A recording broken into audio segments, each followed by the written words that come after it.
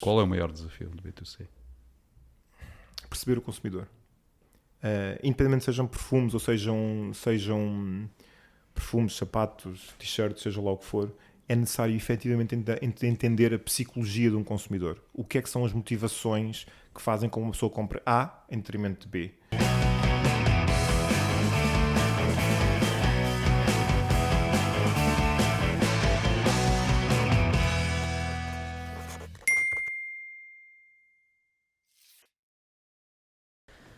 Bem-vindos ao primeiro episódio do B-Talk.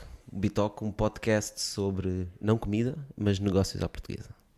O nosso primeiro convidado é o Rafik Daoud, fundador da Andendi. Rafik, muito obrigado por teres vindo. Obrigado eu pelo convite. Nós vimos aqui falar de empreendedorismo e de startups, mas também é importante perceber as pessoas que estão por trás. E eu sei que tu és um grande jogador de ténis e és um master em xadrez. Quer a expressão grande como master são demasiado generosas para aquilo que eu faço. Mas efetivamente sim, o xadrez é uma paixão desde muito novo. Joguei xadrez inclusive profissionalmente. O ténis é recente, eu efetivamente sou mais jogador de futebol, adoro futebol. Joguei futebol a minha vida toda, federado inclusive. Já pertenço àquela classe de indivíduos tristes de meia idade que acham que ainda conseguem jogar a bola e consequentemente lesões já não ajudam. Já não dava para fazer futebol 3, 4 vezes por semana como sempre fiz e tive que descobrir outros desportos para compensar e encontrei o ténis recentemente. Ténis e o paddle não? Paddle não, ainda não me consegui fascinar com o paddle. Sei que anda para aí muito na moda o paddle. Não. Porquê é que tu és tão admirador do Roger Federer? Porquê é que eu sou tão admirador do Roger Federer? Bom, para começar, enquanto tenista é autoexplicativo. Ou seja, estamos a falar provavelmente um dos melhores, o melhor tenista de sempre, quase indiscutivelmente. Mas mais do que isso é a postura. Isto é, estamos a falar de um indivíduo altamente polido, dentro e fora do corte, com os adversários, que não há nada a repreender em toda a sua carreira, de uma elegância, de uma sofisticação de discurso, de fair play, de não existência de arrogância.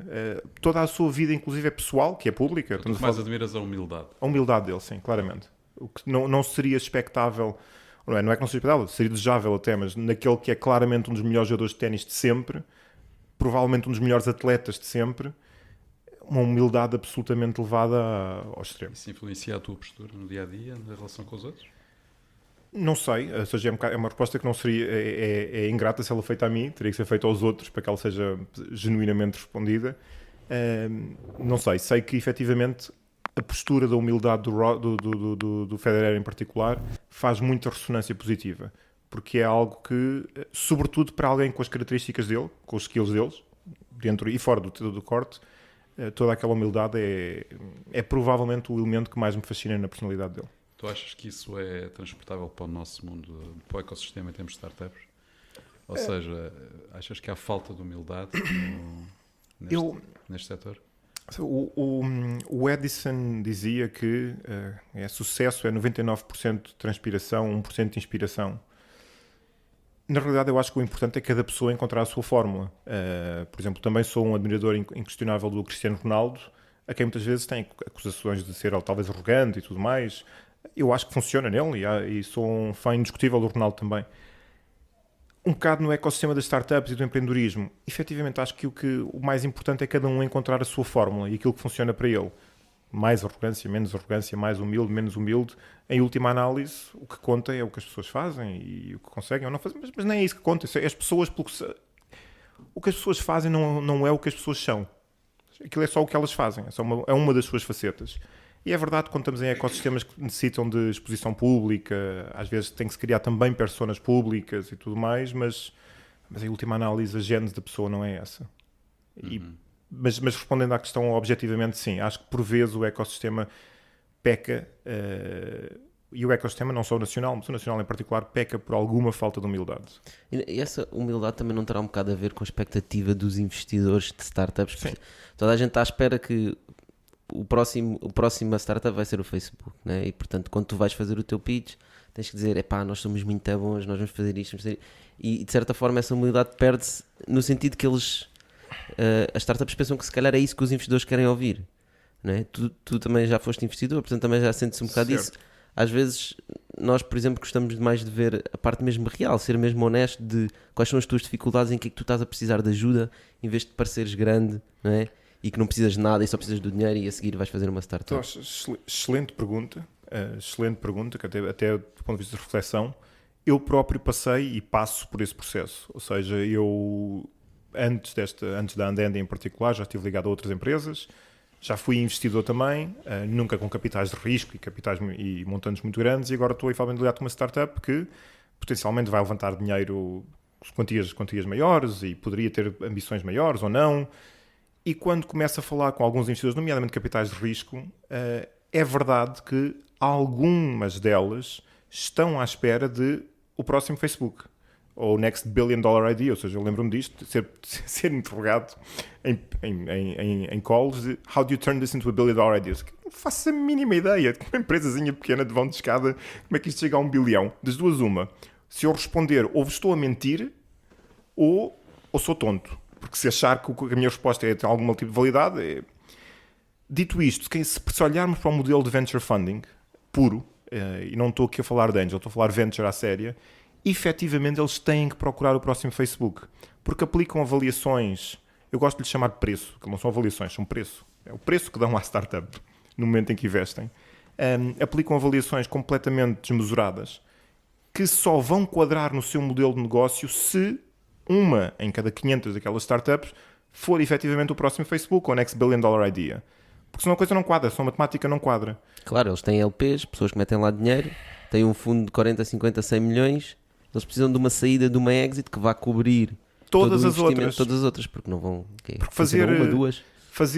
Efetivamente, olhamos para os retornos de venture funding e provavelmente é uma das categorias de ativos com menos retorno. Estamos a falar de 1 para 1.3, toda a categoria de venture, no espaço de 10 anos. Ou seja, 30% em 10 anos, se calhar melhor estar com o dinheiro no banco, estava melhor. Não é uma categoria com um retorno muito fabulástico. Falamos sempre da Sequoia, da Andreessen, que efetivamente têm retornos mais altos, porque têm lá o Facebook dentro, ou porque têm lá o Uber, ou seja quem for. Mas o modelo de venture em que implica investir num fundador, numa avaliação muitas vezes num PowerPoint completamente teórica, pressupõe que aquilo tem que ter um múltiplo muito grande para o fundo como um todo quadrar. E para esse múltiplo acontecer, às vezes é preciso ambições desmesuradas, ou seja, como é que vamos chegar a 1 bilhão? Eu próprio passei por este processo, aqui em confidência. O meu primeiro business plan, feito em setembro de 2016, previa atingir 3 milhões e meio de euros de faturação em 2020. O meu penúltimo business plan, feito quando estávamos a equacionar levantar rondas de capital mais agressivas, previa fazer 100 milhões de euros de faturação daqui a 5 anos. Porquê? Sei lá, porque sim. Porque tinha que ser. O meu business plan interno não tem estas previsões, é uma coisa feita interna, mas para vender a terceiros uma ideia de que pode ser muito escalável, eu próprio já passei por este processo. Sim, na verdade isso trata-se de gestão de expectativa, não é? Portanto, só que podemos entrar numa equação em termos de gestão de expectativa em que uma boa ideia, um bom negócio pode se transformar num desastre completo, não é? Portanto, porque são arrastados por expectativas sobre expectativas numa bolha imparável que às tantas faz completamente do controle, portanto, e torna-se absolutamente inviável a empresa e o projeto, não é? Tipo WeWork? Tipo WeWork, se vamos aos casos aos mais notórios, mas sendo completamente transparente, tipo Andandi. Estamos a falar de uma empresa que faz calçado customizado. Nós somos uma sapataria, compramos sapatos e vendemos sapatos. Sim, tech-enabled. Sim, alguém chamou-te o sapateiro dos tempos modernos, não foi? Exatamente. Financial Times. Mas é que em última análise é uma sapataria. Nós fazemos sapatos, compramos sapatos, vendemos sapatos com uma margem e aquilo é o nosso lucro. Não há grande ciência para além disso. Mas mudaste um bocadinho a coisa. Portanto, és de facto um sapateiro dos tempos modernos. Certo.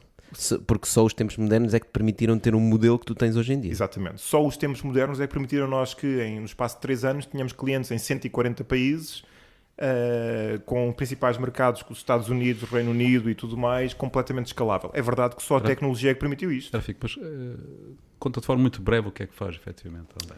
A Andandi surge com uma ideia base de fazer calçado customizado. Okay. Estamos a falar em 2014 ou 2015, em que falava-se muito em mass customization como uma próxima potencial tendência. Estávamos em Portugal, o país que tem uma das melhores indústrias de calçado do mundo, provavelmente.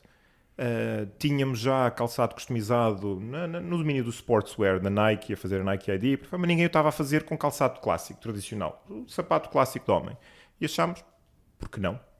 Vamos tentar ver como é que isto corre.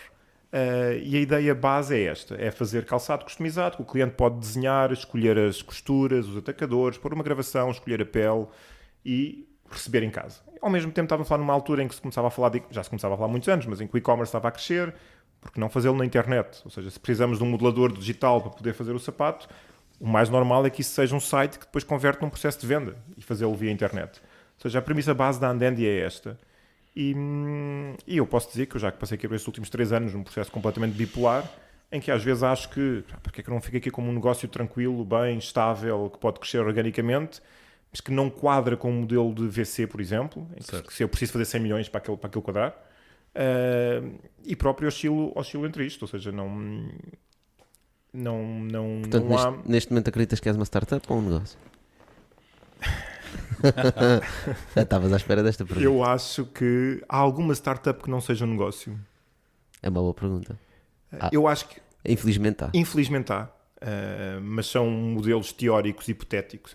Esta semana via no WeWork, no deck da apresentação dos resultados do SoftBank, Hypothetical Evolution of EBITDA da WeWork. Hypothetical Evolution, o que é que isso quer dizer? É assim e vai fazer assim. Hipoteticamente vai fazer assim. Como? Se reduzirmos os custos fixos e aumentarmos a margem, o EBITDA sobe. Okay. Finance 101. Okay. Tipo, boa. Mas isto por responder, eu acho que todas as startups são um negócio. Acho que as startups que não tenham claramente uma visão de negócio não são empresas, são projetos. E não tem mal nenhum com isso. São hobbies. Podem ser hobbies que valem muito dinheiro, mas são hobbies. São projetos. Um negócio enquanto disciplina de business, ou seja, uma startup enquanto disciplina de business, tem que ser um negócio. Tem que haver um P&L que o sustente. Acho que podemos dizer claramente que todas as startups têm que ser um negócio e um negócio não tem que ser necessariamente uma startup. Exatamente. Não é? Concordo. Ótima sumarização. E isso é um assunto que hoje em dia está muito baralhado, eu penso, na cabeça das pessoas que estão a começar empresas. Eu tenho a ideia, pelo menos, das pessoas com quem eu falo, quando pensam em fazer um negócio, acham que tem que ir por uma lógica de startup. Ou seja, qualquer que seja o negócio, e muitas vezes o negócio de startup precisa ser um negócio facilmente escalável, não é? Um negócio em que tu injetas dinheiro como gasolina, e nem todos os negócios são startups, e as pessoas enganam-se um pouco a pensar que eu tenho uma ideia, quero fazer qualquer coisa, vou fazer isto de startup, vou para Angels, vou para VCs. Não tem que ser assim, não é? Não tem, não deve. Aliás, utilizando aqui as palavras do Serra, nem todos os negócios são um bom investimento e nem todos os bons investimentos são bons negócios. Efetivamente não. Há muitos negócios que não são bons investimentos, nem sequer deviam ter investimento. Podem ser excelentes negócios, fantásticos. Mas a partir do momento que entramos na categoria de startup, tecnologia, que vai escalar muito depressa, entramos no domínio tradicionalmente de venture funding, que é binário. É tudo ou nada. Não há ali tons de cinzento. E neste forçar tudo ou nada, muitas vezes estragam-se aquilo que podem ser ótimos negócios. E repito, estou a falar com culpa no cartório.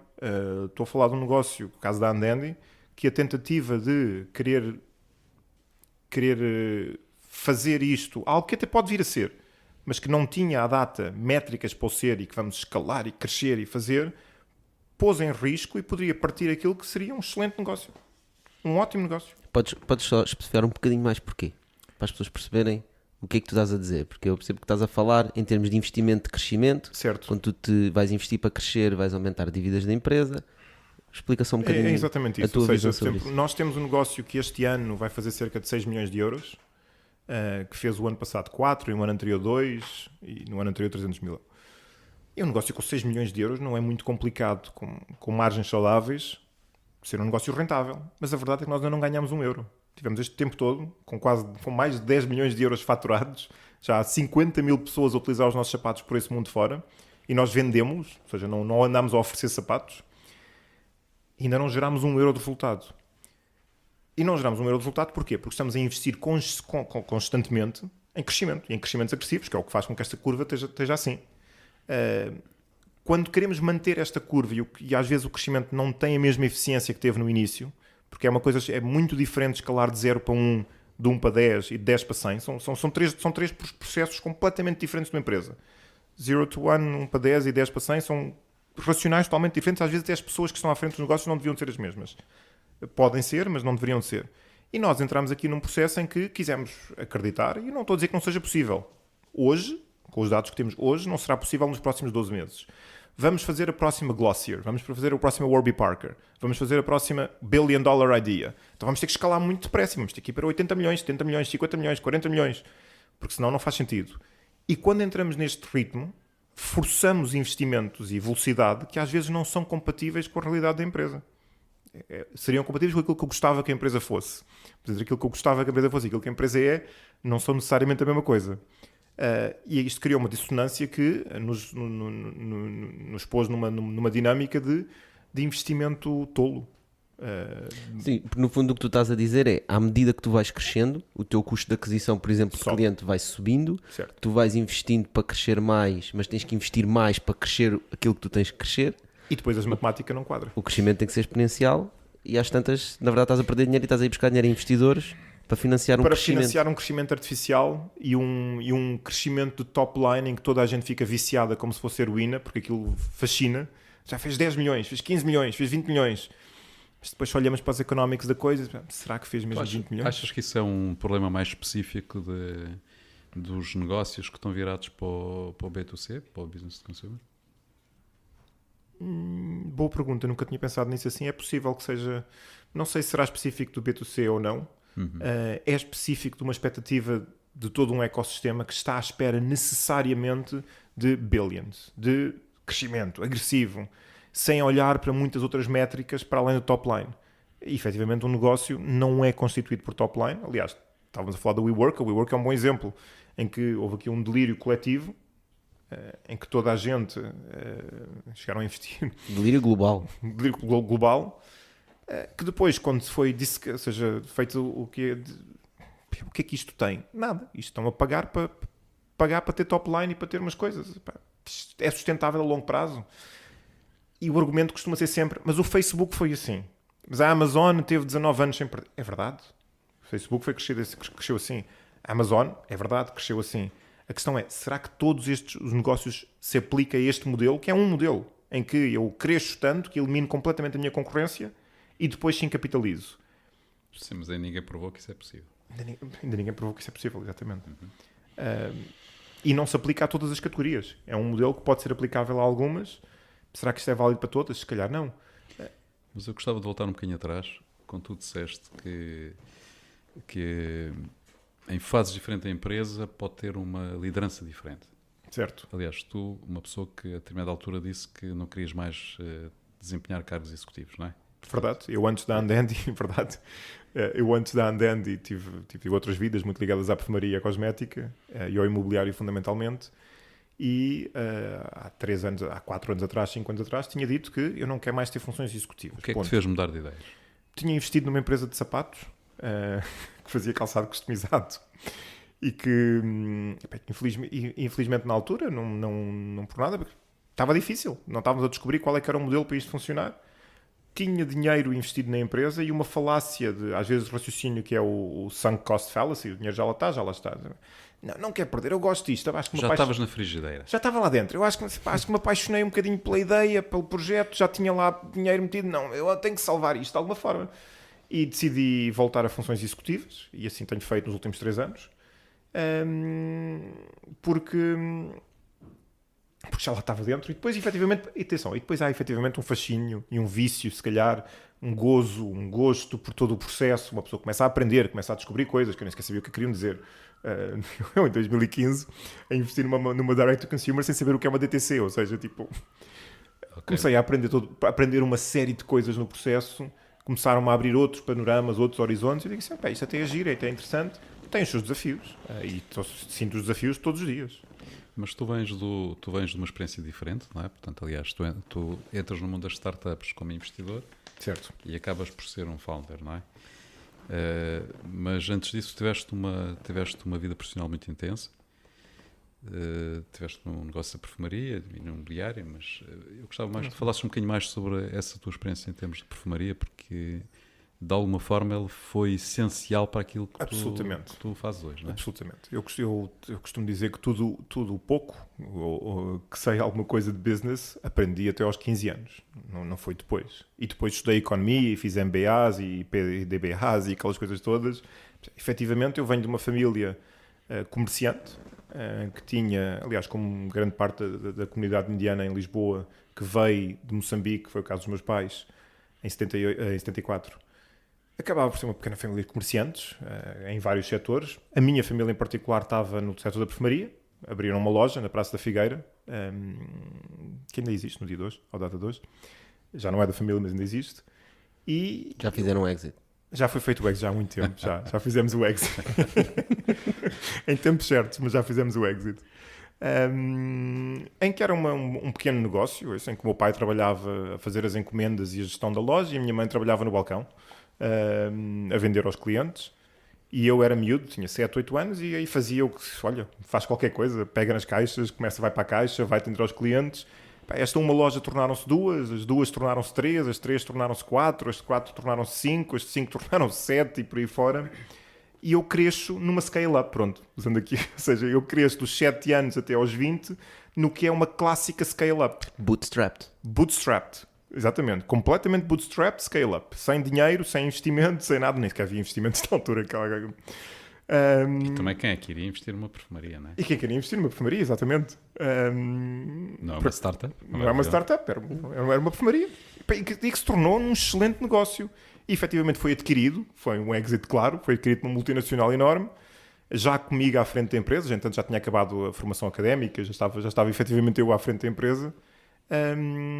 E é naqueles anos formativos iniciais, ao almoço, ao jantar, à caixa registradora, eu tive a felicidade de passar todo este processo de uma scale-up numa idade muito nova, que me fez absorver todas as componentes de um negócio, desde literalmente a logística, e quando falo de logística estou a falar da carta a caixas, até à parte comercial de sales, estou a falar de estar no balcão a vender, até à parte financeira, que implicava contar o dinheiro da caixa, depositá-lo e preparar os pagamentos da próxima semana, até Stock control, etc. Tudo. Até IT, quem fez o primeiro ERP da perfumaria fui eu, tinha 13 ou 14 anos e fui eu que codifiquei o ERP da perfumaria.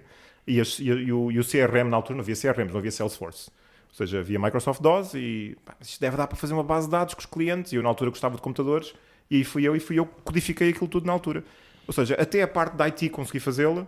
E todo este processo de aprendizagem, ainda com uma escala pequena, estamos a falar de uma empresa relativamente pequena, aqui nacional, que nunca saiu de portas, mas deu uma aprendizagem, uma bagagem, que não há MBAs e DBAs que substituam aquilo.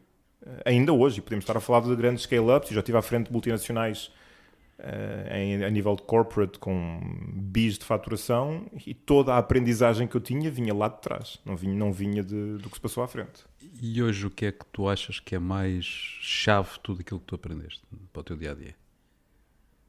Que veio desse tempo, portanto. Claramente a visão global que eu tive a sorte de ter, apesar de ser uma pequena empresa, como disse, era uma loja, com 2 funcionários, era meu pai e minha mãe. Era uma loja no início. Não é? No início, depois tornou-se uma empresa maior. Mas eu tive a hipótese de ver o que era uma loja com 2 funcionários, que eram o meu pai e a minha mãe, tornar-se numa empresa com 100 funcionários, no momento em que vendemos aquilo. E tive a hipótese de acompanhar aquilo ao jantar, ao almoço, aos sábados, aos domingos. Mas aí já lidavas com o público geral, ou seja, estavas a fazer, no fundo era uma venda, era um comércio, certo? Que é o que tu tens hoje, é um comércio. Que é o que nós temos hoje. Não é? Portanto, em vez de venderes perfumes, estás a vender sapatos. E estás a vender sapatos, neste momento, para o mundo todo, mas ok, mas são consumidores, não é? Não são lojas, não é? Portanto, se calhar, se tu não tivesses feito esse percurso, nunca tinhas tido a coragem de te tirares para o negócio que é para consumidores finais, não é? Não, aliás, eu falo com muita gente e há muita gente que diz que fazer B2C é preciso ser um bocadinho... Porque é como todos os negócios, tem os seus desafios, mas... Qual é o maior desafio do B2C? Perceber o consumidor. Independentemente sejam perfumes ou sejam perfumes, sapatos, t-shirts, seja lá o que for, é necessário efetivamente entender a psicologia de um consumidor. O que é que são as motivações que fazem com que uma pessoa compre A em detrimento de B. Perceber os economics do negócio de consumidor. Que às vezes as pessoas confundem. Isto é software e faz assim. Não, os economics do software são diferentes dos economics de um negócio de um consumer business. Mas tudo isto, exatamente porque é um consumer business, é perceber o consumidor. O que é que faz uma pessoa, eu quase queria, ao basilar da psicologia, o que é que faz uma pessoa ir por este caminho em detrimento de outro qualquer. E tu estás a dizer isso não é em termos do produto que tens, Não. é mesmo, independentemente do produto que tens, qual é que é a forma de raciocínio de um consumidor para chegar à compra, seja do que for, não é? Seja do que for. O que é que são para ele as prioridades, de que forma é que deve chegar a ele. Isso. Okay. É exatamente isso. Independentemente da categoria, que eu posso dizer que, para além de ter, tenho o meu background na maioria ligado à perfumaria e cosmética, mas já vendi desde mobiliário de escritório até roupa usada, até açúcar, commodities, açúcar e farinha, agora sapatos, joias, já passei por outros setores. A psicologia do consumidor eu provavelmente diria que é o mais importante. E saber associar a psicologia do consumidor ao negócio que nós temos, que nem todos são iguais. Vender commodities, por exemplo, é um processo funcional. Vender luxo, ou perfumaria, ou calçado, é um processo emocional. E é preciso perceber este processo e saber perceber quais são os pontos que efetivamente movem. Consegues dar tipo 1 ou 2 exemplos de coisas práticas para nós percebermos exatamente do que é que estás a falar? Coisas que tenham acontecido, que tenhas percebido à medida que estavas a fazer uma venda, por exemplo, na Dandy, ou seja, mesmo nos perfumes? Não, posso ir, por exemplo, para a minha infância. Eu lembro-me agora, estamos a falar da loja da Praça Figueira, lembro-me de estar naquela loja durante muitos anos da minha vida, aquela e noutras, e estar a observar os consumidores. Eu saía da escola, ia para a loja e estava a observar o que é que se passava na loja, e crescia assim. E ver o que é que fazia que aquelas senhoras gastavam 1.000 euros e 1.500 euros em cremes da La Prairie, por exemplo. Porquê é que eles estão aqui a fazer? E voltavam na semana seguinte, e voltavam, e olhar para eles, e perceber porque é que eles estão a voltar, e porque é que eles estão a comprar. E muitas vezes nem sequer tinha a ver com o produto. Tinha a ver com o serviço, tinha a ver com a experiência que estavam a ter, tinham a ver com as suas necessidades que estavam a ser satisfeitas internas, que podia ser feito pelo produto, mas podia ser feito por todo o processo que acompanhava, nomeadamente o serviço. Ou para um psicólogo. Ou para um psicólogo. Eu costumava dizer na altura a psicologia não era tão comum, estamos a falar nos anos 80, 90, não era tão comum como é hoje. E na altura nós costumávamos dizer, elas vêm aqui ao psicólogo, elas vêm aqui para falar com a pessoa, com as vendedoras e estão aqui e depois passam um cheque de 1.000 euros, ou não eram 1.000 euros, eram contos na altura, e passam um cheque para comprar uns cremes, que nada tinham a ver com os cremes, nem os que usavam, muitas vezes. Uhum. E esta percepção do consumidor e dos diferentes tipos de consumidor, que hoje vai se chamar profiling, ou setorização de consumidores, ou segmentação, ou market type, ou personas, mas no fundo todos estes conceitos que nós estudamos hoje e aprendemos e gostamos de dizer que normalmente são em inglês, efetivamente eu aprendi-os quando estava na loja a olhar para as pessoas. Quando estávamos a fazer um programa de CRM, que era só um cartão de fidelidade, não era nada de especial, mas que era efetivamente um programa de CRM e de loyalty com elementos de referral, que na altura nem sequer sabíamos que se chamava isso, em que os talões, por exemplo, tinham uma frase, uma citação que mudava, que fazia com que as pessoas colecionassem, que na verdade o que estávamos a fazer era colecionismo para as pessoas guardarem e fazerem compras mais para acumular. Todos estes que hoje se estudam e são best practices, na altura eu aprendi-os empiricamente. E quando os vou estudar academicamente, tudo aquilo me pareceu só bom senso. Pois. E então vocês fizeram um exit nesse negócio. Depois desse exit, como é que tu te sentiste? Portanto, do que eu consigo aprender do que tu fizeste a seguir foi, este já está, quero ir para outra, quero rapidamente fazer uma coisa diferente. Não. Como é que fizeste esse processo mentalmente? Como é que isso ocorreu? Não, um exit é uma pessoa muito generosa para aquilo. Foi uma venda, vendemos o negócio a um grupo que nos queria comprar. Nunca houve ali nenhuma perspectiva de exit. Estávamos a construir um negócio que cresceu, felizmente, e acabámos por vendê-lo e vendê-lo bem. Eu na altura tinha 22 ou 23, não me recordo. E tinha o presidente da multinacional francesa, que era na altura o maior grupo do mundo da perfumaria e cosmética, a dizer-me, vão vocês todos para a cláusula de não concorrência. E eu, mas eu tenho 22 anos, qual a cláusula de não concorrência? Vou fazer o quê? Eu tenho 22 anos. Não, tu vais para a cláusula de não concorrência. Eu disse, não, os meus pais está bem, mas eu... Não, tu estás aqui a gerir isto tudo. Pronto, está bem, vou fazer o quê? E ele, em brincadeira, diz-me, vens trabalhar para nós. Eu, vou trabalhar para vocês?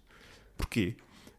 E a resposta não foi um porquê, foi um porque não. Disse, olha, porque não vou aprender umas coisas? Aonde? Vais para Barcelona, para a filial ibérica. Está bem. Nunca estive em Barcelona a trabalhar. E acabei por trabalhar 4 anos e meio corporate. Começou literalmente com uma conversa de brincadeira de, eu não quero estar na cláusula de não concorrência. Trabalhei 4 anos e meio corporate, depois tive uma carreira corporate durante algum tempo. Acabei por voltar a Portugal, depois ir para Paris, depois voltar a Portugal.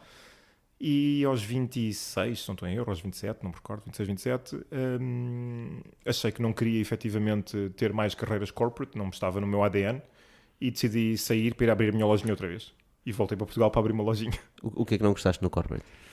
Não gostei do elemento política. O que é que chamas de elemento política? Em qualquer empresa muito grande, ou qualquer empresa que lide com vários stakeholders, perde-se muito tempo a tratar de política, a tratar de acomodar egos, a tratar de fazer aquilo que interessa, que é fazer o negócio. Não, estamos a falar com este para acomodar aquele, para aquele negócio. Eu, sinceramente, não tinha muita pachorra para aquilo. Ok, foi aí que tu decidiste escrever o romance? Não, isso foi mais tarde. Ai, bem, onde é que vocês já foram? Meu Deus do céu, vocês foram fazer pesquisa a sério. Não, depois disso, como disse, voltei para Portugal para montar uma lojinha que não correu nada bem. Passado um ano foi à falência. Que era uma loja de cosmética de farmácia, porque tinha uma cláusula de concorrência na perfumaria. Aquilo não correu bem e eu sei o que é que eu faço agora. O que é que eu faço agora? Estamos em 2006, estava-se a falar de Angola e eu meti-me num avião e fui para Angola. Cheguei a Angola, vejo um território completamente virgem e digo, ok, vou fazer a minha lojinha aqui, porque aqui é fácil. Eu aqui estou 30 anos atrás do tempo, é muito fácil. Tipo, eu já sei como fazer isto de trás para a frente, sei o que é que vai acontecer. E fiz as minhas lojinhas em Angola, uma loja que se tornaram 2, que se tornaram 3, que se tornaram 4, que se tornaram 5, que se tornaram 7. No fundo, repetiste. Repeti a fórmula, mais acelerada, porque já tinha o conhecimento todo, foi ser mais fácil. Repeti a fórmula em Angola e era uma empresa que estava a correr extremamente bem até. E apaixonei-me por uma rapariga com quem fiz o MBA, absolutamente fantástica. Iraniana. Apaixonei-me por uma rapariga absolutamente fantástica e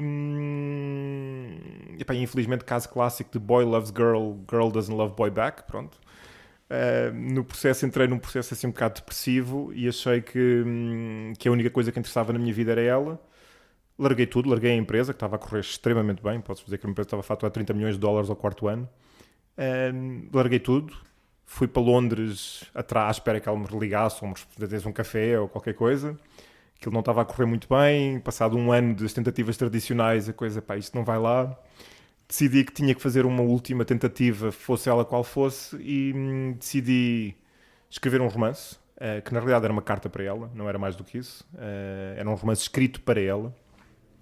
E porque eu queria fazer de uma forma não obsessiva, provavelmente ela não concorda com esta opinião, mas uma forma que não me parecesse obsessiva, fui para o Irão, fui estudar persa, aprendi a falar persa fluentemente, escrevi um romance com a nossa história um bocado romantizada, mas que na realidade era uma mensagem para ela, era uma última mensagem que eu pensei, um dia ela vai ler isto, daqui a 10 anos, daqui a 15 anos ela vai ler isto. Mas acho que tu podes resumir aquilo na frase que acho que é o teu romance: o amor só pode ser uma forma de insanidade, não é? Só pode ser uma forma, claramente, aliás, só uma pessoa insana que teria passado por este processo. Isto foram anos a escrever um romance. Eu lembro na altura, estava em contrarrelógio e pensei, um dia ela vai se casar, isto tem que chegar antes dela se casar. Então vou ter que escrever isto depressa. Mas olha, tu foste aprender persa aí, não é? Portanto, fui aprender persa, mas sim. Tu falas 10 línguas? Eu falo, depende do que é que definimos por falar. Ok. Se estamos a falar fluentemente, enfim, tudo depende do que é que definimos, mas conversacional cerca de 10 línguas. Ok. Enumera lá, quais são? Então, Gujarati, porque foi a língua dos meus pais a falar em casa quando eu cresci, e português, porque nasci cá. Espanhol, vivi em Espanha 1 ano e meio, e francês, trabalhei numa multinacional francesa em perfumaria e fui parler français. Tipo, é a única forma, é o único métier do mundo que é preciso falar a língua. Italiano, tive uma namorada italiana e uns amigos italianos, e aquilo foi natural, mas já falava português, espanhol, francês, o italiano foi muito natural. O inglês acho que se aprende aqui ou ali. O persa, quis surpreendê-la de alguma forma, a mãe dela, que tinha apostado que a mãe que não era capaz de aprender. Tive 10 meses a aprender persa intensivamente, 16 horas por semana, enquanto escrevia o romance. Depois Hindi, que é uma derivação do Gujarati, ou melhor, é mãe, depois da origem ao Gujarati, fui aprendê-lo mais recentemente. Árabe, porque cresci numa família de muçulmana culturalmente, mais do que outra coisa qualquer, e consequentemente nós aprendemos desde criança a ler o Alcorão, então o árabe estava lá dentro, foi relativamente fácil aprender um bocadinho o conversacional do árabe. Já nem sei onde é que eu vou. Eu por acaso já perdi a conta. Mas é para aí. Há de haver mais uma outra que... Sim. Mas está claro que arranjar namoradas ajuda. de um país específico ajuda. É preciso motivação. É preciso ter 16 horas de persa por semana, todas as semanas, durante 10 meses. Mas Mas aí o amor é insano. É insano, completamente insano. E é isso que faz Mas, olha, grandes empresas e grandes isso que eu ia projetos. dizer, a insanidade também está nas empresas, não é? Portanto, nos Claramente. negócios. É preciso ser um bocado insano para fazer isto. As probabilidades estão contra nós. E nós sabemos isso. Estatisticamente, a probabilidade é que a coisa não vá correr bem. Seja um negócio, seja uma startup, seja um Facebook. Estatisticamente, a coisa nunca vai correr bem. Estar a montar algo de raiz, do zero, com tudo o que isso acarreta, com todos o roller coaster emocional que aí vem, é preciso ser um bocado insano. Mas achas que todas as pessoas têm noção do quão roller coaster é e não há demasiadas pessoas a entrar neste mundo com a ideia do Facebook e da beleza de ser um empreendedor sem perceber realmente o que é que isso vai acarretar? Eu acho que há alguns casos de sucesso, que infelizmente não é o meu, em que as coisas correm muito bem e efetivamente aquilo corre tudo muito bem e no fim dá milhões e as pessoas vivem muito bem e tudo fantástico. E isso atrai efetivamente muita gente. Infelizmente, como disse, não foi o meu caso, nunca, até à data de hoje. Ainda, né? Ainda, mas espero que venha a ser. A maior parte dos casos não é isso que se processa. Eu posso dizer, estou aqui a gravar este podcast convosco e estamos a tentar fechar uma ronda de investimento que se não fecharmos, vamos fechar a empresa. Não estou a exagerar, uma empresa que faz 6 milhões de euros este ano. Exatamente por aquele acréscimo de investimento. Ou seja, isto é bipolar. Estamos aqui a projetar por um lado coisas do futuro e tudo mais. E todos os dias, olha, se isto não correr bem, olha, paciência, se lixou-se tudo. Vai ficar o podcast a dizer que eu tinha dito isto. Ao menos preveste. Eu previ. Eu disse que isto ia acontecer antes que eu previ que eu ia ser destruído. Não, efetivamente mas acho que devemos... Achas que devemos desincentivar as pessoas a... Não, de todo. De todo. Isso era o mesmo desincentivar as pessoas a amar. Uma das minhas... E voltando à questão da analogia com o amor. Uma das minhas citações preferidas é o "Oh, darling, but what if I fall?" But what if you fly? Ou seja, nós enquanto sociedade, devemos nos focar no fly. É efetivamente esta insanidade que faz com que grandes histórias, que Romeu e Julieta, que tantos outros aconteçam. É esta insanidade que faz com que grandes projetos aconteçam. É esta insanidade que faz com que a escravatura acabe, que as mulheres tenham direitos, que o Martin Luther King faça o seu discurso. É a mesma insanidade que avança a humanidade, que faz com que nós façamos coisas e que eventualmente no processo, às vezes, eu costumo dizer que o risco está relacionado com, aliás, nós sabemos que do ponto de vista de finanças, risco e retorno vão correlacionados. Mas o risco dos portugueses que se meteram numas caravelas sem GPS para descobrir onde é que aquilo ia dar e efetivamente descobriram o caminho marítimo para a Índia, a América do Sul, o Brasil, todas as colónias africanas. Eu tenho a certeza que não sabemos da história, sabemos de Pedro Álvares Cabral, mas não sabemos de tantas outras que ficaram pelo caminho.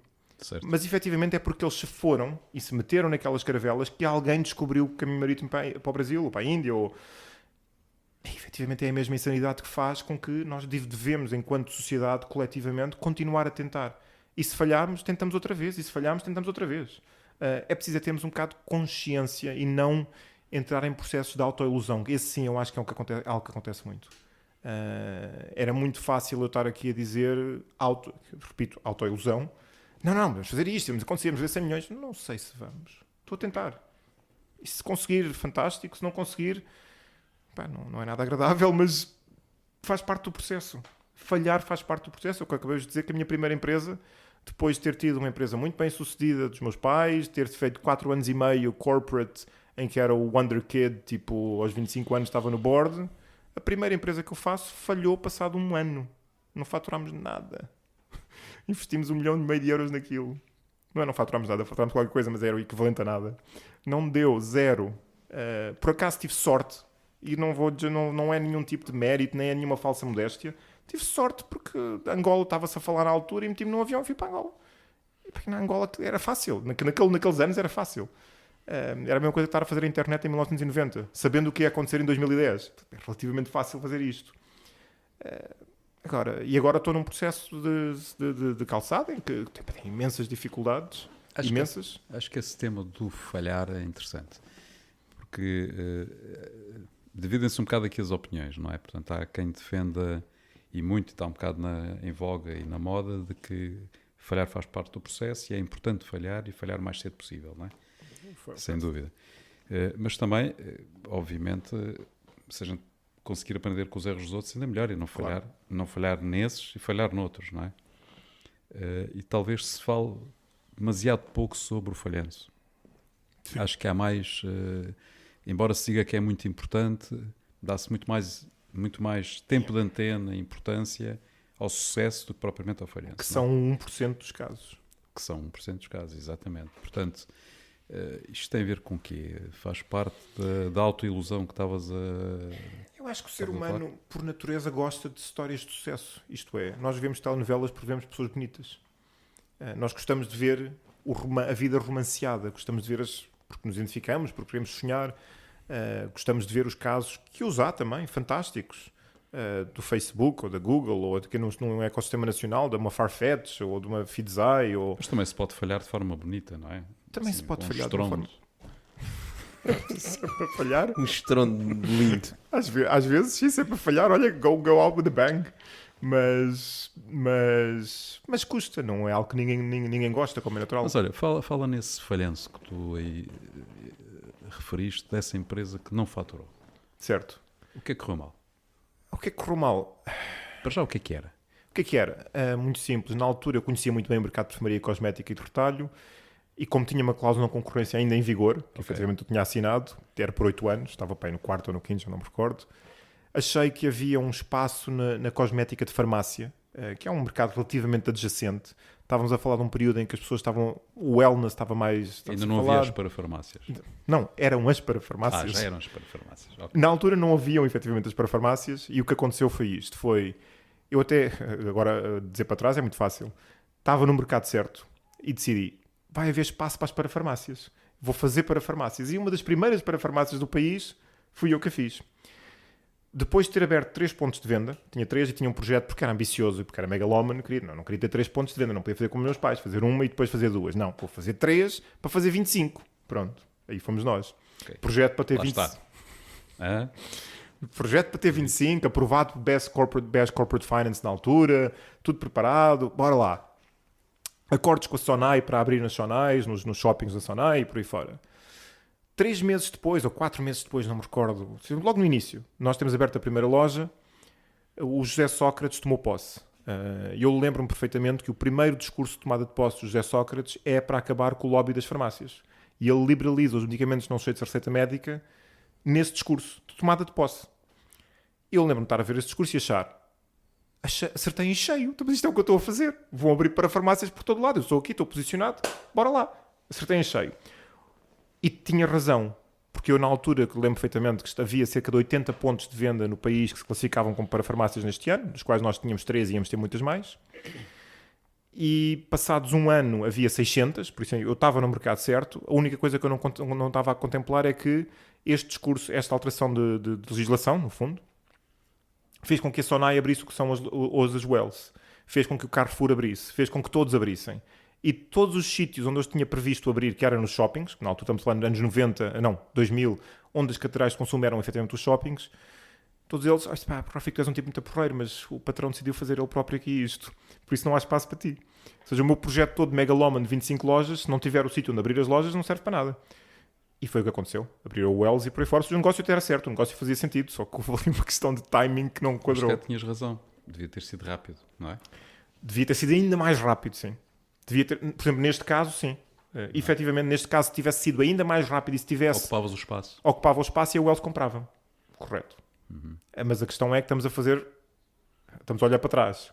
Há uma frase que eu gosto muito, agora não me lembro do autor, está num livro que ele diz que o ser humano, quando está a caminhar, quando está a olhar para trás e a julgar, vê o caminho que o indivíduo percorreu, mas não vê o nevoeiro. Porque o nevoeiro só se vê quando está lá. Nós olhamos para trás e vemos o caminho todo delineado. E é fácil dizer, devia ter sido por aqui ou por aqui ou por aqui. O problema é que quando estamos a caminhar, ele está cheio de nevoeiro. Que desaparece. Quando andamos para a frente, o nevoeiro já não está lá. E é fácil olhar. O problema é que o caminho para a frente está com o nevoeiro. E nós não vemos o que é que... desconhecido, não é? Não conhecemos o desconhecido. Sabia lá que o José Sócrates ia liberalizar os medicamentos não cheios de receita médica no discurso de tomada de posse. Já que estamos numa de falhanços, nós sabemos que tu encomendaste uns bons milhares de pares de calças. Ei, onde é que vocês foram? No céu, $200 mil. O que é que fizeste com essas calças? Nada, foram todas para o lixo. Não sei se foram para o lixo ou acho que as oferecemos ou algo do género. Sinceramente já nem me lembro. Em termos de P&L foram para o lixo. Mas o que aconteceu? Explica lá. Na altura estávamos em Angola, numa empresa que estava extremamente bem. que estava a correr muito bem, tínhamos completamente controlado o mercado da perfumaria, já tínhamos, sei lá, 90% da cota de mercado de Luanda, provavelmente, ou coisa do género. E pensámos, temos que ganhar mais dinheiro, temos que vender mais coisas. Pá, a marca está a começar a ser conhecida, vamos começar aqui a categorias adjacentes. Pá, acessórios, vamos fazer umas calças, umas havaianas, uns bonés, umas t-shirts, uns polos. Relativamente simples. Pá, ligar para a Malásia, tínhamos fornecedores, pá, copia isto, queremos calças de ganga standard, aquilo que se vende em todo lado. Esquecemos que a fisionomia da mulher angolana não correspondia à mulher europeia. Então recebemos $200 mil de calças, lembro perfeitamente. $200 mil. $200 mil. Logo à grande. Naquela empresa já não era assim uma coisa... Não era nada especial. Não é que não fosse nada especial, mas era o expectável que assim fosse. Encomendámos $200 mil de calças de ganga, pá, que toda a gente achava muitas giras e eram mais acessórios, eram mais coisas, e começa a tocar o telefone, lembro perfeitamente disto, vai a tocar o telefone. Pá, Rafico, as calças não servem, experimenta nesta, experimenta naquela. Não servia em quase ninguém. Serviu na Miriam, que era a nossa diretora de marketing, que era portuguesa. Ficou com elas todas. Pá, mas porque a fisionomia é diferente, não assentavam. A mulher angolana tem uma fisionomia diferente. Eu estou a falar na generalidade, como é óbvio. Pá, e na prática, aquelas calças não serviam às mulheres angolanas. E, consequentemente, tivemos que parar de fazer aquilo tudo novo. Pá, e aqueles $200 mil, já não me lembro exatamente o que é que aconteceu, mas demos ou foram para o mercado, provavelmente vendemos com um preço descontado, mas acontece. Pois, um errozinho simples, não é? Mas simples que ninguém se lembrou. Ninguém se lembrou Pá, que... É uma coisa tão simples, tão óbvia, que é, pá, a fisionomia não é a mesma, mas... Não, we need pants, trousers like this, you know, the same that are sold in Europe like this, just copy. E depois quando chegaram é que, epá, isto não serve. Onde é que está a mulher ideal para isto? Acontece. Olha, tu já estiveste em várias geografias a trabalhar, não é? Portanto, já estiveste em Barcelona, já estiveste em Angola, já estiveste Paris, Londres e por aí outras. fora. O que é que Lisboa tem de especial? Bom, eu antes de mais, eu nasci em Lisboa, sou alfacinha de Gema, por isso adoro esta cidade, mas não seja porque é a minha cidade. Lisboa hoje não é a Lisboa de há 10 anos atrás. Estamos a falar de uma cidade altamente cosmopolita, altamente multicultural, cheia de estrangeiros, cheia de pessoas, cheia de projetos a acontecerem todos os dias. Tem um clima único, os clichês, tem o clima, a gastronomia, a proximidade da praia, que faz com que tenhamos aqui condições quase únicas no mundo. O que é que Lisboa tem de especial? Dito isto, eu acho que tem pessoas. Eu acho que tem pessoas muito boas. E não falo só de Lisboa, falo de Portugal no geral. Acho que nós temos pessoas ótimas. Acho que essas novas gerações, já com os frutos dos Erasmus e por aí fora, mais expostas ao internacional, vieram colmatar alguns dos problemas que as gerações anteriores tinham, que era alguma falta de exposição, de intercâmbio com o mundo como um todo, com o mundo, ou seja, ter mundo efetivamente. Mas Lisboa tem talento absolutamente fantástico, tem pessoas absolutamente fantásticas, tem pessoas com ideias geniais, e tem ótimos executantes também. Como é que pessoas como tu, com a tua experiência, não é? Tens uma experiência já bastante longa, começaste muito cedo, pode ajudar esses empreendedores que estão agora a começar e que têm ideias e que não têm, obviamente, essa experiência? Eu acho que, no fundo, há um papel de mentoria que todos nós devemos quase à sociedade de uma forma de payback, que eu tento ajudar dentro do que posso, da mesma maneira que posso estar no papel de mentor por vezes, de aconselhar, de partilhar as histórias, de estar aqui a dizer-lhes, podia estar aqui a dizer que faturamos 6 milhões de euros e que no próximo ano vamos faturar 10 e no ano seguinte vamos faturar 20 e vamos ser... Mas isto não é verdade. Isto não ajuda as pessoas saberem a verdade das coisas, que nós estamos há 3 anos, a uma semana de fecharmos a porta. Todas as semanas há 3, mais ou menos. Na semana seguinte vamos fechar a porta. Ou seja, há todo um lado que as pessoas não veem e às vezes ver este lado e saber o que isso é ajuda a partilhar experiências, mas da mesma maneira que lhes estou a dizer que posso às vezes partilhar alguma das experiências que tive e eventualmente ajudar alguém, todos os dias sou ajudado por N pessoas. Porque da mesma maneira que eu se calhar sabia algumas coisas, não sabia tantas outras. Sabia logo que era não sabia que era um website. Tipo, nunca tinha visto um website, não é nunca tinha visto, mas tenho N pessoas à minha volta, felizmente, que me ajudam sobre como falar com capitais de risco, sobre como fazer certas questões tecnológicas que eu não sabia, sobre como às vezes... O papel de mentor, eu acho que às vezes Eu tinha um amigo que era o Frederico Fezas, tenho um amigo que é o Frederico Fezas Vital, que criou a Terra dos Sonhos em Portugal, que ele dizia: quando nós ajudamos alguém, a pessoa mais transformada no fim do processo não é a pessoa que foi ajudada, é a pessoa que ajudou. Efetivamente, ajudar alguém, seja de sob que forma efetiva for, é provavelmente a experiência mais enriquecedora que nós podemos ter, de uma forma completamente egoísta. Sim, concordo plenamente, aliás. Isso é o que nós advogamos muito em termos da Olicip Way, não é? Portanto, que é pôr os empreendedores a ajudarem-se uns aos outros. E isso, de facto, tem um valor inestimável, porque não tem nada a ver com opiniões de conselheiros ou de mentores, ou seja, aquilo que for. Ou de investidores que simplesmente vão lá fazer o pitch e mandam umas bocas, não é? Eu gostava de abordar um tema que é o seguinte. A gente voltamos ao tempo do sapateiro dos tempos modernos, não é? Porque o sapateiro era aquele que existia antes da industrialização. Certo. Não é? Portanto, cozia os sapatos à mão, que era o sapateiro do bairro. O teu projeto tem um bocado de facto a ver com isso, na medida em que, se efetivamente tiver sucesso, e esperemos todos que sim, vai produzir uma mudança brutal em termos da própria indústria, não é? Porque a gente pode olhar para o projeto como sendo algo comercial, e portanto tem que vender, como qualquer outro projeto, tem que vender, mas se não tiver depois a produção, está feito ao bife, não é? E aquilo que é exigido em termos de produção, a partir do momento que começa a escalar e começa a exigir, quantos sapatos é que já produziste, por exemplo? Número de sapatos? Sim. Sei lá, mais de 50 mil. Mais de 60 mil, 70 mil, não sei. Pronto, ainda é uma escala relativamente pequena, tendo em conta aquilo que é necessário. Agora, é uma escala gigantesca se pensarmos que são personalizados, ou seja, 50 sapatos únicos. Exatamente. 50 mil, exatamente. Todos diferentes. Portanto, isso exige um desafio brutal em termos de indústria. É uma alteração profunda em termos de indústria, se for bem sucedido. Como é que é possível? Repara, é interessante porque já houve várias pessoas que falaram nisso, que as maiores inovações em determinada indústria acontecem com pessoas que vêm de fora, não com os de dentro. E eu não sei se estamos perante uma situação dessas.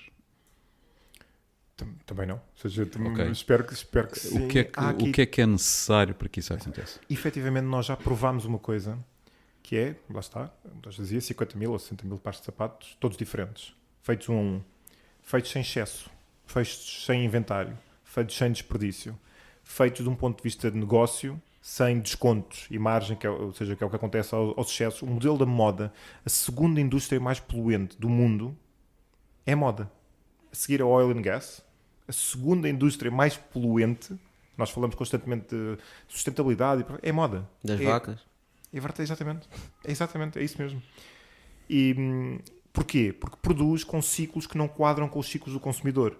Que é, eu produzo este ano, o que vou vender no próximo ano, antecipar o que o consumidor quer ou não quer, que nunca vou acertar. Que é a previsão, não é? A previsão é impossível, não é? É impossível. E 50% vou ter que vender com desconto e vou ter que reduzir a minha margem e por aí fora. O nosso modelo, que mais uma vez acontece completamente por acaso, que é, queríamos fazer sapatos customizados. Customizado não dá para prever, tem que ser preparado para fazer depois. Acaba por tocar num assunto que é o made to order, que eu acho que é como vai funcionar toda a indústria da moda brevemente. Toda. Em todas as suas categorias. Porque não faz sentido, se olharmos para toda a indústria, não faz sentido uma produção excessiva, não faz sentido o desperdício, não faz sentido o desperdício em termos de margem económica, recursos económicos são desperdiçados. Se nós tivermos processos produtivos eficientes, e nós provámos que já é possível fazê-lo com sapato, nós começámos por entregar em 3 semanas ou um mês, estamos a entregar os sapatos em 7 dias neste momento. A partir do que o consumidor compra, todo o processo é produzido e é entregue nos Estados Unidos, em Los Angeles, em 7 dias. Uau. Em Los Angeles ou em Melbourne, não seja onde for. Ou seja, se nós conseguimos adaptar isto a toda a indústria da moda, estamos a falar aqui provavelmente de um paradigma completamente diferente, que vai, e que muita gente está a tentar abordar. Nós somos efetivamente a materialização disso. E completamente por acaso, porque isto não fazia parte do plano que queríamos, era fazer sapatos customizados. E vai muito em linha com a nova conversa das alterações climáticas, de utilizarmos melhor os nossos recursos, não haver desperdício, e portanto faz todo sentido, até com a automatização dos processos todos, eventualmente nem só a moda, acredito não ssó a moda. Eventualmente nem só a moda, sim. Uma data de produtos que nós utilizamos hoje em dia vão ser vão cortar o desperdício e vão ser mais específicos e personalizados e responder melhor às necessidades dos clientes. No Na verdade fim é isso que vocês conta. No fim é isso que conta, é o consumidor. É o consumidor que dita, a cadeia não vem daqui, ou seja, é o consumidor que dita tudo o que acontece aqui para trás. Em qualquer negócio, seja num software, é o consumidor que decide que quer utilizar o Windows e não o DOS, é o consumidor que decide que quer comprar um Apple Phone e não um outro qualquer, um Samsung, seja qual for. É o consumidor que dita, e os negócios são construídos em função dessas necessidades, porque os negócios são lá para servir pessoas. Nós às vezes caímos um bocado num processo de autoilusão de a tecnologia pela tecnologia, ou mas isso serve alguma coisa ao consumidor? Não, mas temos a capacidade de fazer, está bem, mas isso melhora a vida de alguém? É que se não, provavelmente não serve para nada. E devemos de começar aqui com as necessidades reais do consumidor, com os problemas reais do consumidor. E se estivermos a resolver um problema aqui, eventualmente todos os P&As vão bater certos. Os custos de aquisição e aquela treta toda, aquilo vai bater certo porque resolve o problema de alguém. Rafico, para terminar, na área de B2C, o que é que tu dirias a um empreendedor que está agora a começar uma startup? Muito cedo, está a pensar num produto, quer atingir consumidores B2C, portanto, sim. O que é que tu dirias que deve ser a maior preocupação dele neste momento? De que ele está cedo, não é? Certo. Portanto, no early stage. Curiosamente, o Eisenhower dizia que plans are useless, but planning is everything.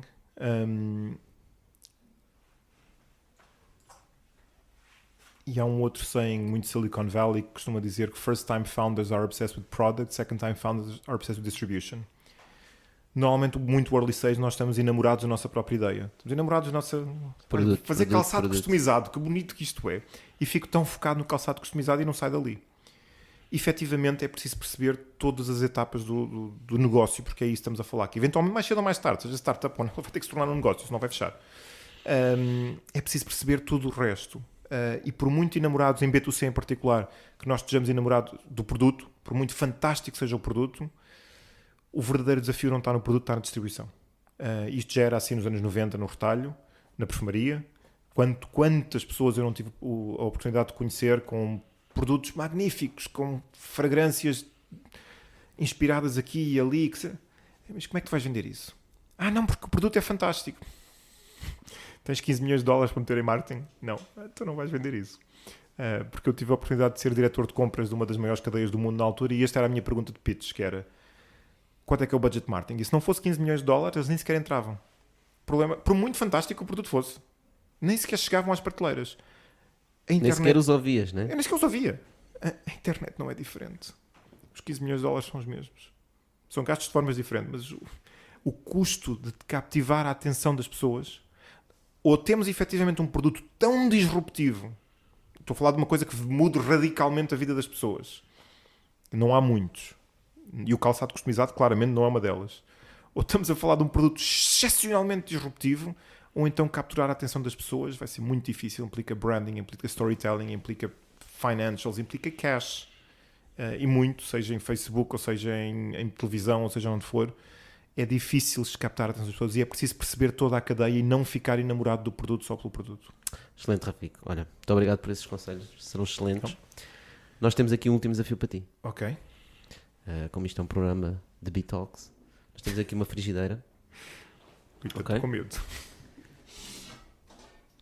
Nesta frigideira temos aqui 4 ingredientes: bife, arroz, batatas fritas, ovo. Queremos que escolhas um. Essa é fácil. Bife. E é para abrir. Abre. E tens uma perguntinha. Nós queremos que leias e respondas. Se pudesses fazer uma regra que toda a gente teria que seguir, qual seria?